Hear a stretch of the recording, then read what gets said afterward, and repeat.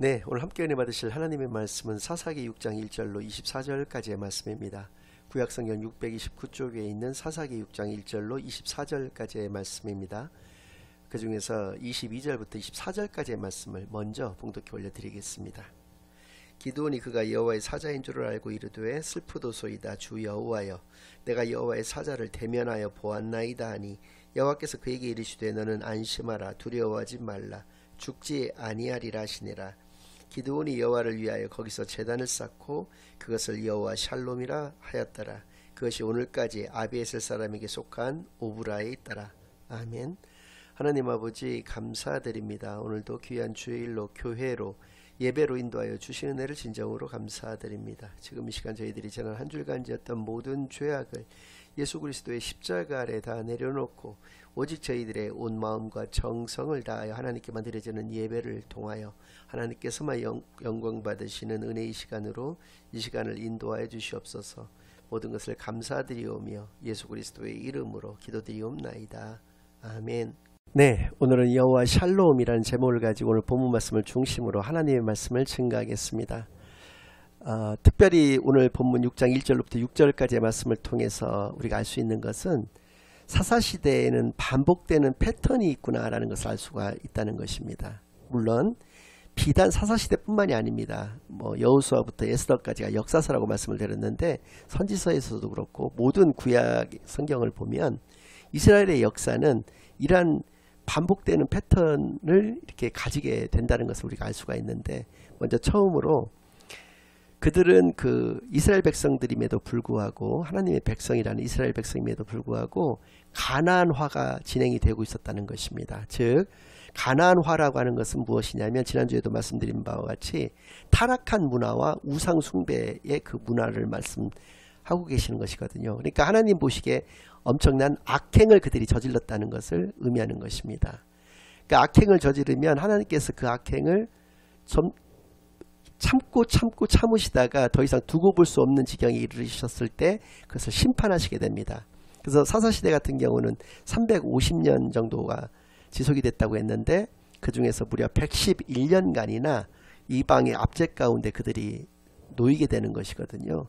물론 그것이 연속된 것은 아니지만 중간에 20년도 혹은 한 40년도 이렇게 평화의 기간이 있었습니다만은 아무튼 간에 이방의 압제의 총 그 횟수를 따지면 111년이나 될 정도로 그들은 그 악행의 연속이었다라는 것을 알 수가 있고, 그래서 하나님은 그때마다 그들을 심판하셨다는 것이고, 그러면 그들이 더 이상 참지를 못해서 그들이 그동안 잊고 살았던 하나님께 부르짖었다는 표현은 소극적인 회개를 의미하는데 회개를 올려드리게 되고, 그 회개를 통해서 하나님께서는 그들을 불쌍히 여기시고 그들을 사랑하셨기 때문에 그들을 구원하여 주시게 된다는 것이죠. 그것은 사사를 세우심을 통해서, 사사들을 통해서 그들을 구원하시게 되고, 그랬을 때 비로소 그들은 평온한 삶이 이제 나타나게 되었던 것이고, 그래서 그때에서야 비로소 하나님을 섬기게 되는 그러한 그들의 모습이 있었다는 것입니다. 그러나 이러한 평온한 삶이 또 지속이 되었을 때 그들은 옛 악행의 생각이 나게 되었고, 다시 악행, 심판, 회개, 구원, 섬김의 그 반복되는 패턴이 계속되어졌다라고 하는 것이죠. 본문 6장 1절로부터 6절까지는 이제 기드온의 시대인데, 이 기드온의 시대도 마찬가지 그 똑같은 패턴이 나타났다라는 것을 알 수가 있는데, 그것뿐만 아니라 특별히 이 시대에는 이제 미디안 사람들이 이제 쳐들어왔었을 때인데 7년이라고 하는 비교적 짧은 시간이었습니다. 그러나 그들이 멸망 직전까지 갈 수밖에 없었을 정도로 굉장히 혹독했다라고 하는 그 세 가지 특징이 나오는데요. 그것까지도 겸해서 여러분들께서 생각해 보시면서 이 말씀을 들어주시기를 바라겠습니다. 6장 1절부터 6절까지의 말씀을 제가 빠른 시간 속도로 좀 읽어드리겠습니다. 이스라엘 자손이 또 여호와의 목전에 악을 행하였으므로 여호와께서 7년 동안 그들을 미디안의 손에 넘겨주시니 미디안의 손이 이스라엘을 이긴지라. 이스라엘 자손이 미디안으로 말미암아 산에서 웅덩이와 굴과 산성을 자기들을 위하여 만들었으며, 이스라엘이 파종한 때면 미디안과 아말렉과 동방 사람들이 치러 올라와서 진을 치고 가사에 이르도록 토지소산을 멸하여 이스라엘 가운데 먹을 것을 남겨두지 아니하며 양이나 소나 나귀도 남기지 아니하니 이는 그들이 그들의 짐승과 장막을 가지고 올라와 메뚜기 떼같이 많이 들어오니 그 사람과 낙타가 무수함이라. 그들이 그 땅에 들어와 멸하려 하니 이스라엘이 미디안으로 말미암아 궁핍함이 심한지라. 이에 이스라엘 자손이 여호와께 부르짖었더라. 그래서 하나님께서는 기드온이라는 사람을 세워서 그들을 구원해 주셨다는 것이 오늘 이제 본문 가운데 쭉 나오는 말씀인데요. 세 가지 특징은 미디안이 얼마나 혹독하게 이스라엘을 침략을 했냐면, 첫 번째는 파종할 때 침략했다는 것이죠. 파종이라는 것은 씨를 뿌릴 때 침략했다는 것을 의미하는 것이거든요. 그러니까 미디안의 입장에서 시료를 거두기 위해서는 추수할 때 침략해야지 맞는 것입니다. 그래야지 더 그들이 노획할 것이 더 많아지지 않겠습니까? 그런데 파종할 때 침략했다는 것은 그들을 멸하기로 작정을 했다는 것을 의미를 하는 것이고, 더군다나 아말렉과 동방 사람들 이런 연합 세력까지 결성을 해서 막 무수하게 많은 사람들이 쳐들어왔다는 거예요. 두 번째는 여기에서 가사에 이르도록 침략을 했다라고 하는 것인데, 그들은 요단강을 건너서 온 세력들이거든요. 그러니까 요단강 동쪽 편에서부터, 그러니까 이스라엘이 처음 시작부터죠. 이 가사라고 하는 데는 오늘날의 그 이스라엘 사람들이 팔레스타인 사람들을 이렇게 가둬놓은 가자지구라는 곳이거든요. 그러니까 이스라엘 또 서쪽 끝입니다. 그러니까 동에서부터 서까지 전 국토에 걸쳐서 침략을 감행했다라는 것을 알 수가 있다는 것이죠. 세 번째는 사람들만 무수히 많이 올라온 게 아니라 그들이 짐승까지도 데리고 와가지고 그나마 조금 남아있는 그 초목들을 다 그 짐승의 먹이로 삼아버리고 말았다는 것이죠. 그러니까 아주 멸하기로 작정을 하고 그들을 침략했기 때문에 비록 7년이라고 하는 짧은 시간 동안만 그들이 이제 침략을 하게 되었지만은 완전히 이스라엘이 파산 지경에 완전히 이르게 되는 그런 상태가 되었다는 것이죠. 그런데 이제 이때 6절 말씀을 보니까 또 신앙에 또 놀라운 원리를 알 수가 있는데, 이스라엘이 미디안으로 말미암아 궁핍함이 심한지라. 이에 이스라엘 자손이 여호와께 부르짖었더라. 이스라엘 백성들이 하나님께 부르짖었을 때 그들이 잊고 살았던 하나님을 그때서야 찾고 하나님 앞에서 회개를 하였을 때 하나님께서 그들의 기도에 응답을 하여 주신 것이 기도원이라는 것인데, 이를 통해서 알 수 있는 것은 회복의 전제 조건, 회복을 하기 위해서는 반드시 회개가 있어야 한다는 것을 알 수 있다는 것이죠. 이 놀라운 신앙의 원리인 것입니다. 우리가 회복하기 위해서는 회개가 전제되어야 된다. 회개가 먼저 앞서야지 회복이 되어질 수 있다라고 하는 것을 이 말씀을 통해서 깨닫게 되기만을 바랍니다. 우리의 인생도 마찬가지 아니겠습니까? 미디안이 문제가 아닙니다. 아무리 강력한 적이라 할지라도 미디안이 문제가 아니라 우리가 회개하지 않는 불신앙의 그 모습, 그 교만하고 완악한 그 모습이 오히려 큰 문제인 것이지, 미디안과 같은 그런 외부 세력은 아무리 강성한 적이라 할지라도 큰 문제가 되지 않는다. 우리의 회개하지 않는 그런 교만한 우리의 모습이 바로 문제인 것을 이 말씀을 통해서 깨닫게 되기만을 바랍니다. 11절부터 24절까지의 말씀을 읽어가는 가운데에서 이제 기드온이 탄생하게 된 그런 배경에 대한 말씀인데요. 어떠한 의미들이 있는지에 대해서 한 절 한 절 읽어가면서 말씀을 증거하도록 하겠습니다. 11절입니다. 여호와의 사자가 아비에셀 사람 요아스에게 속한 오브라에 이르러 상수리 나무 아래 앉으니라. 마침 요아스의 아들 기드온이 미디안 사람에게 알리지 아니하려 하여 밀을 포도주 틀에서 타작하더니, 기드온이라고 하는 사람이 있었는데 이 사람이 그래도 집은 굉장히 잘 살았던 것 같아요. 아까도 말씀드린 대로 미디안 사람들이 이렇게 침략해오는 과정 가운데서도 그들이 먹을 만한 양식, 밀이 어느 정도는 좀 있었다는 얘기인데, 그것을 원래는 마당에다 이렇게 깔아놓고 그것을 까불어야지만 되는 것인데, 그것을 포도주 틀에다 넣어놓고 그 안에 숨어서 그거를 까불고 있었다는 얘기입니다. 포도주 틀은 큰 돌판으로 이렇게 이루어져 있는데 그 끄트머리에다가 이렇게 작은 그 구멍을 내 가지고 거기에 호수로 연결해서 또 다른 어떤 틀을 이렇게 옆에다 두고 여기서 이렇게 밟거나 해가지고 그 즙을 짜는 것을 옆에 틀로 이렇게 옮기는 것이 그 포도주 틀이거든요. 그러니까 그 사람이 몰래 이렇게 들어가 가지고 앉아서 이렇게 밟는다거나 그러면 외부에서 볼 때는 잘 보이지가 않기 때문에 그렇게 하고 있었다는 것입니다.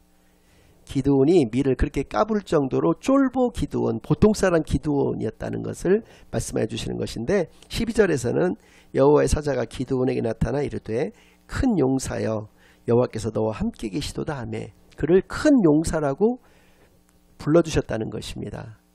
그러니까 아마 기드온 본인도 어안이 벙벙했었을 것 같습니다. 내가 이렇게 무서워가지고 기드온 사람들이 무서워가지고 아니 미디안 사람들이 무서워서 내가 이렇게 숨어서 밀을 이렇게 까불고 있는데 나를 큰 용사라고 부르신다? 라고 하는 것을 이해하지를 못했을 것입니다. 그런데 연이어서 그 이유에 대해서 말씀해 주고 계시는 것은 여호와께서 너와 함께 하시기에 너는 큰 용사가 된다라고 하는 것을 말씀해 주셨다는 것이죠. 그렇습니다. 우리가 어떤 모습을 가지고 있는지는 중요하지 않고 어떠한 형편과 처지 가운데 있는 것도 중요하지 않습니다. 중요한 것은 하나님이 나와 함께 하시느냐 하시지 않느냐가 중요하다는 것을 이 말씀을 통해서 깨닫게 되기만을 바랍니다.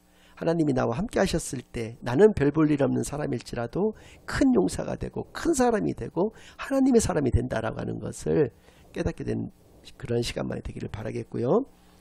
그랬을 때 13절 말씀 가운데 기드온이 하나님을 원망하고 있는 모습이 나오는데요. 기드온이 그에게 대답하되 오 나의 주여 여호와께서 우리와 함께 계시면 어찌하여 이 모든 일이 우리에게 일어났나이까. 또 우리 조상들이 일찍이 우리에게 이르기를 여호와께서 우리를 애굽에서 올라오게 하신 것이 아니냐 한 그 모든 이적이 어디 있나이까. 이제 여호와께서 우리를 버리사 미디안의 손에 우리를 넘겨주셨나이다 하니 이게 미디안의 압제 가운데에서 내가 이렇게 두려워서 포도주 틀에서 밀을 까불고 있는 것과 같이 하나님이 우리와 함께 하시고 우리를 보호해 주셨다라고 한다면 어떻게 우리에게 이런 일이 있을 수가 있었겠는가라고 원망을 하고 있다는 것이죠. 그랬을 때 14절에 여호와께서 그를 향하여 이르시되 너는 가서 이 너의 힘으로 이스라엘을 미디안의 손에서 구원하라. 내가 너를 보낸 것이 아니냐 하시니라. 그 원망에 대한 하나님께서 대답을 해주시는 것이 아니라 너는 가라 이렇게 말씀해 주셨다는 것이죠.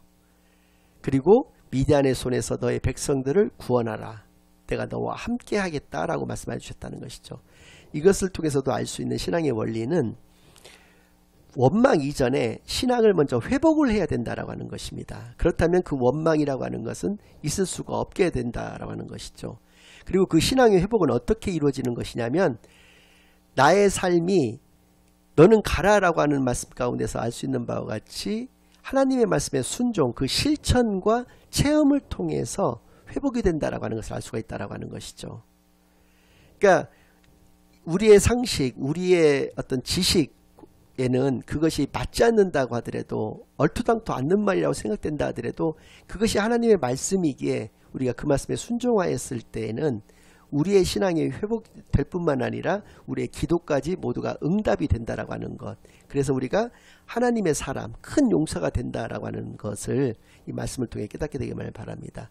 원망만 하고 앉아있는 것이 아니라 우리가 신앙이 회복돼야 되는 것이고 그 신앙의 회복은 우리의 신앙적 체험과 경험과 그런 신앙적 결단을 통해서만이 가능하다는 것을 너는 가서라고 하는 이 말씀을 통해서 깨닫게 되기만을 바랍니다.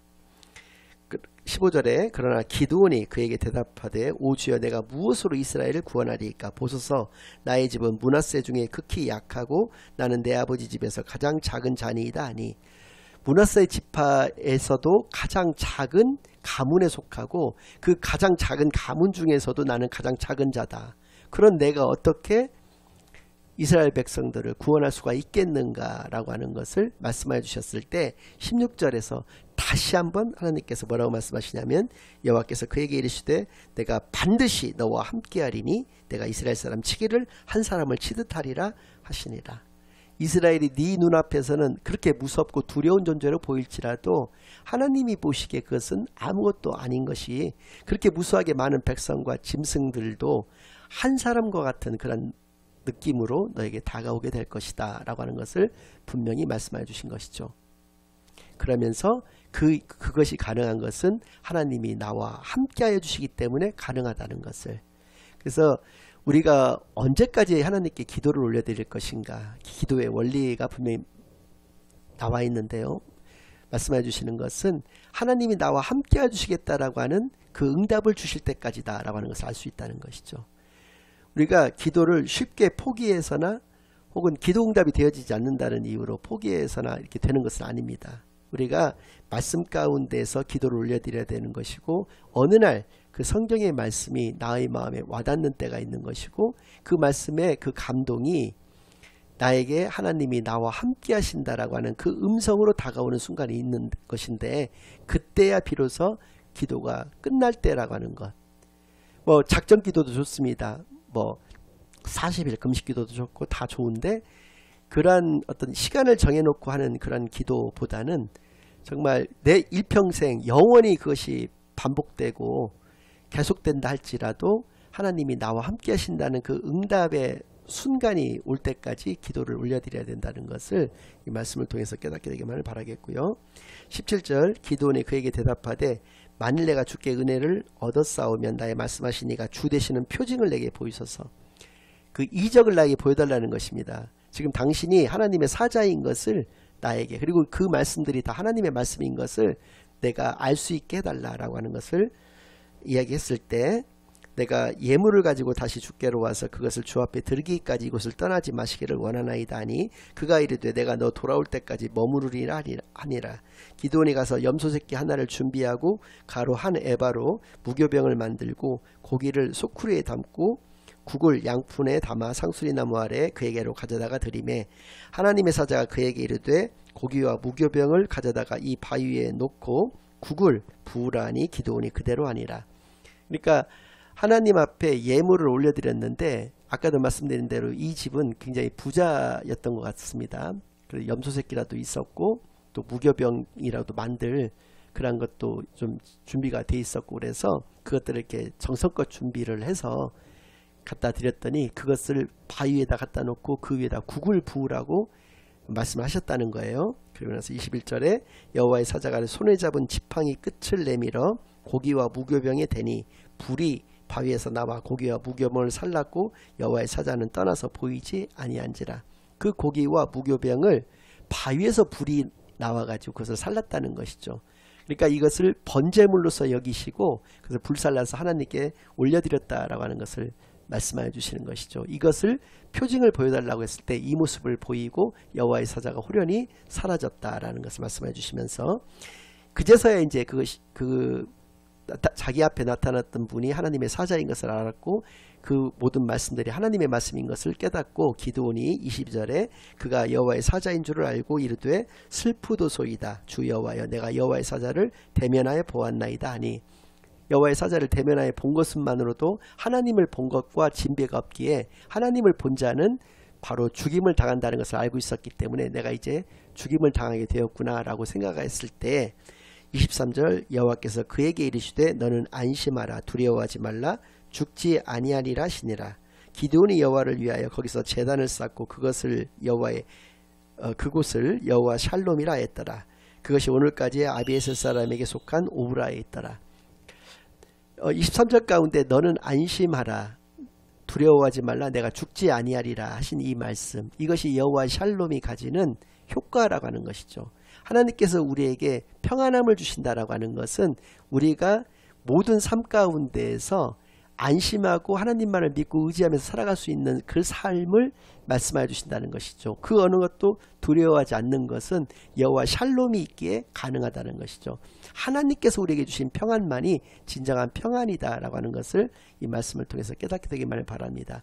이 평안이 우리에게 있기 위해서는 우리가 하나님이 나와 함께 하신다라고 하는 것을 온전히 내 마음 가운데서 믿게 되는 것을 의미한다는 것을 깨달아서 정말 여호와 샬롬으로서만, 그래서 평온한 그런 주 안에서 평온한 삶만을 이 땅에서 살아가시는 저와 여러분이 되기만을 간절히 바라겠고요.